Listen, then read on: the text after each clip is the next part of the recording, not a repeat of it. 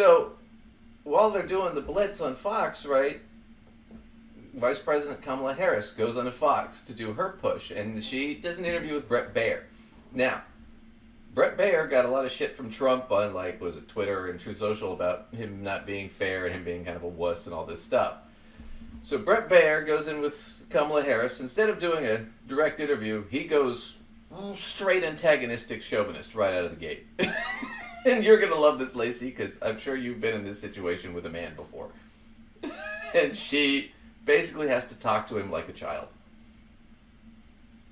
to get this done. It is really depressing. but watch, she handles it great. Okay. All right.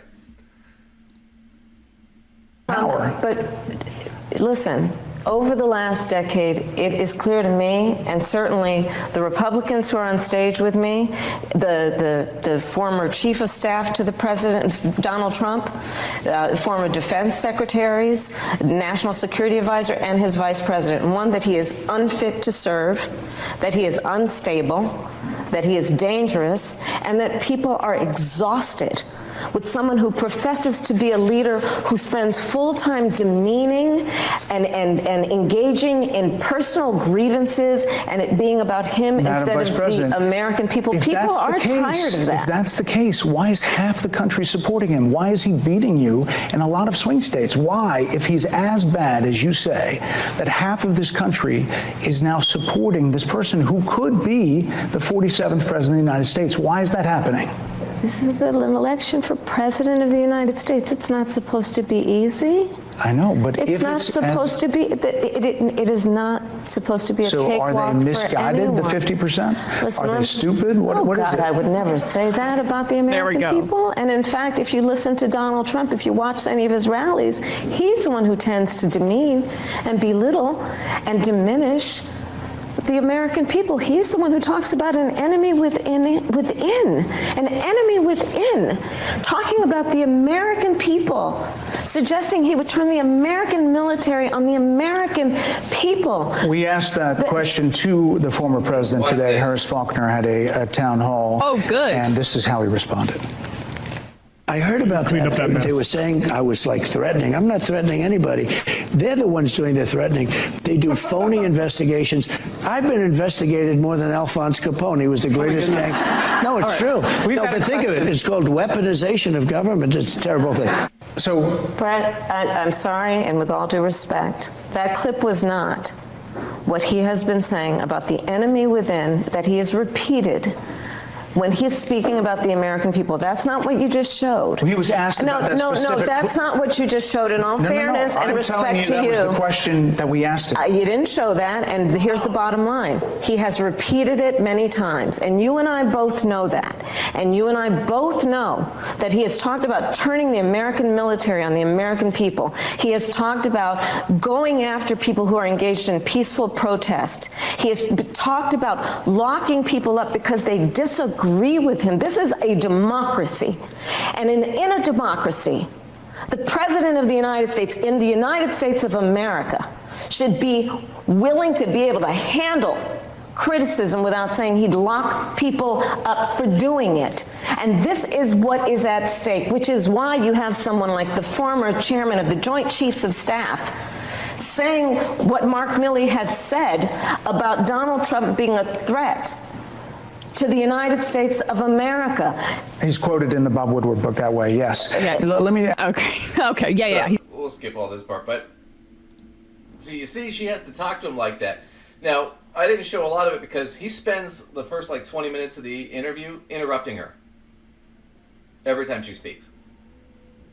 They even did a sketch on it on Saturday Night Live where Alec Baldwin played Bret Baier and Maya Rudolph played Kamala. And he's like, can I finish what I'm saying? Well, no. And she kept talking, and he would interrupt her. Can you not talk when I'm speaking? I can't seem to help it. It's just like, it was a joke. So he was just a dick, and then he tried to set her up and say, oh, are you saying the American people are stupid? He tried to get the basket of deplorables moment that Hillary had. And what did she do? No, I would never say that about the American people. I might think it, but I'm not going to say it. So he's trying to get a clip moment that they can use, a viral clip moment. See, she thinks you're stupid. And she didn't take the bait. And then he got pissed. And she said, look, Trump's saying all these horrible things about using the military and the enemy within. We showed a clip earlier of him doing it. And what does he do? He shows a clip completely out of context to try to disprove her. And she's like, that's bullshit. You know that's bullshit. Honestly, she handed his ass to him in that interview. Yeah, I mean, he looked like a beaten down little schoolboy by the end of it. I want to get this. So later on, we'll skip ahead here. He goes on the Hannity show after the interview, and he complains about this because he got his ass handed to him, and he looked really stupid. Thanks, Sean. It's great to see you. It was a little tense. We were given the time of 5 p.m. Eastern time. Obviously, my show is at 6 p.m. They wanted to tape at 5 p.m. We said we were going to tape as live. In other words, roll the tape and then just turn that around unedited, uninterrupted, and but we had to do it before 5:15. Otherwise, we couldn't turn the whole machine around before the top of the 6 p.m. show. So like the Titanic. We were waiting at 4:55, and then 5, and then 5:05, and then 5:10. At 5:17, the vice president walked out. So it did feel a little bit like they're icing the kicker or trying to. And originally they were Such a fucking... So, how'd you feel about the interview? Well, she was 17 minutes late and, kind of fucked with my schedule, and it wasn't... I mean, that's... Oh, I thought they were saying that... I thought they were saying that she walked out like she left the interview. No, she walked in at 5:17. He's saying she was about 17 minutes Oh. late. I gotta tell you this, Trump, who's routinely an hour and a half to 2 hours late, and I gotta tell you this, all politicians are freaking late. If you looked at their schedules, you'd be surprised they ever showed up anywhere on time. I'd be shocked. So he had to know that. He's been in this business long enough. He had to know that. So he's bitching about something that's commonplace, that they had prepped for. They should have known she was going to be a little bit late.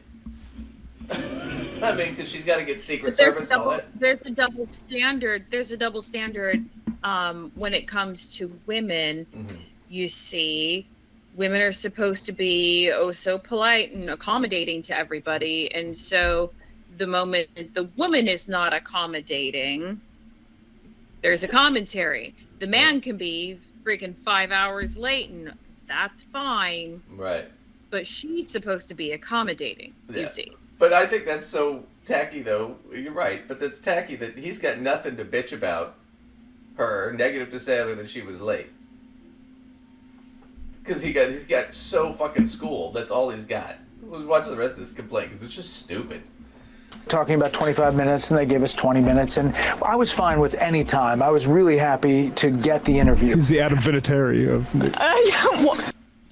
Yeah, obviously... What? Well, we'll get in, but he just whines. It's just whiny shit. He's got nothing going on.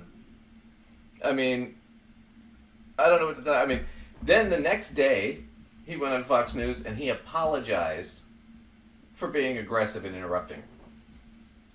Because his bosses probably said, you came off looking like a total fucking dick. And you pissed off a lot of the female viewers. And we're getting comments. So he came back and that's how he began his show. What? Go ahead. Everybody gets interrupted here and there. I mean, it's just like the way things happen. But yeah, I feel like this happens to women so often. Like we're not given a chance. Here you go. We're going to give you a seat at the table and then cut you off every damn time you try to say anything. You know, you can have the seat as long as you're silent about it. Yeah, as long as you don't say anything. Just don't say anything at the table. Just sit there politely and be accommodating.